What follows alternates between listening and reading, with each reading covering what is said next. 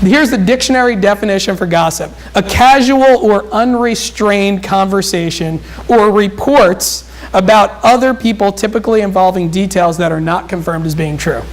I love that definition. A casual or unrestrained conversation. How many of you have had those unrestrained conversations about reports that might not be true, but now you're saying to yourself, and I know you're justifying in your little mind right now, saying, but they are true. But they are, okay? But here's what else a gossip is a person who likes to talk about the private lives of other people. Might be true. Still doesn't give you the right. It still doesn't give you the right. Let's look at what the Proverbs say about gossip. Proverbs 11:13, if you want to flip back over there.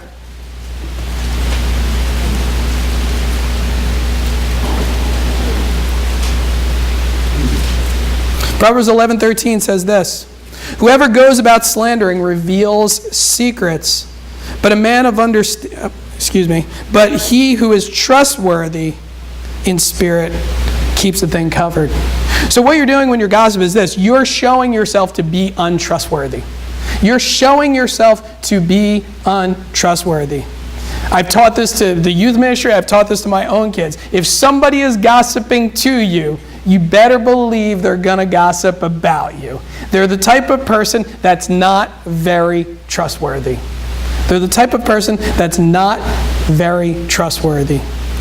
But then let's look, because you know what? Some of you, I know, you feel bad about this. I feel bad. You know what? When I was planning this sermon, as I was going through all these different things, the Lord just kept on saying, Mike, you know what? You got to keep your mouth shut more than you keep it open. Okay? This is what you have to do. You have to weigh your words very wisely, because you're not above this stuff and you fall to this stuff all the time. Then I think to myself, like you are probably now, why do I fall to this stuff? Well, let's look at Proverbs 18:8.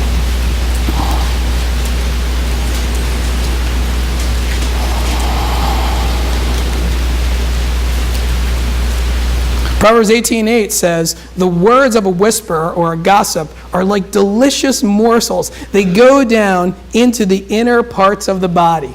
Why do we do this?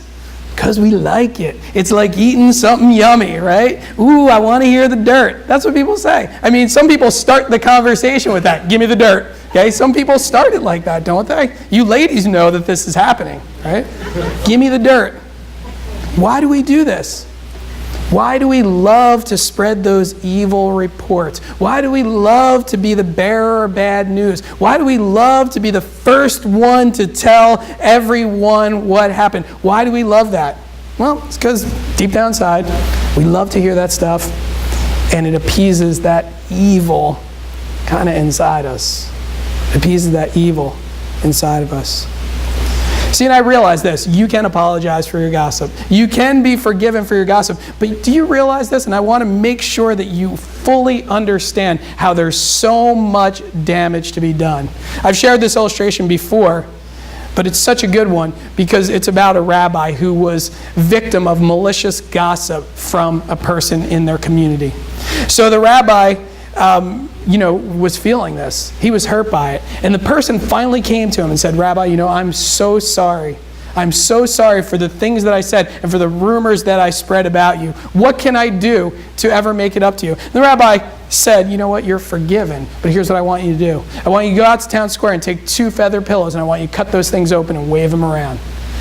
So the guy's like, okay, whatever. I'm going to go do this. Come back. Rabbi, I did exactly what you said.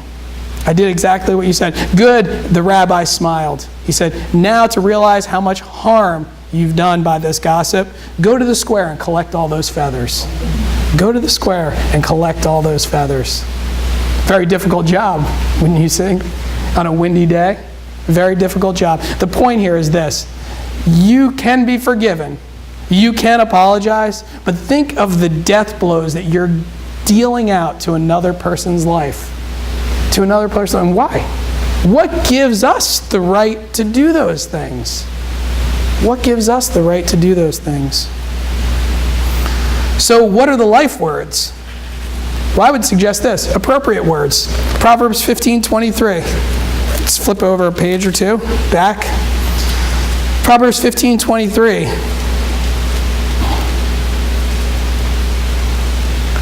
To make an apt answer is a joy to a man, and a word in season, how good it is. Appropriate words, a word in season, how good it is. You ever around somebody that always has the right thing to say at the right time? How good it is to be around them.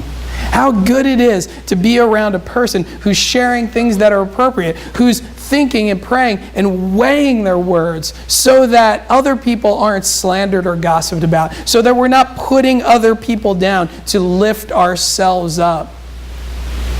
But appropriate words, wise words. Ben Franklin, I don't know if you realize this, I didn't until this week, Ben Franklin was made the American ambassador to France. He was made the American ambassador to France, and here's one of the reasons why. This is what Ben Franklin said. I will speak ill of no man and speak all good of everybody I know. I will speak ill of no person, but speak good of everybody I know.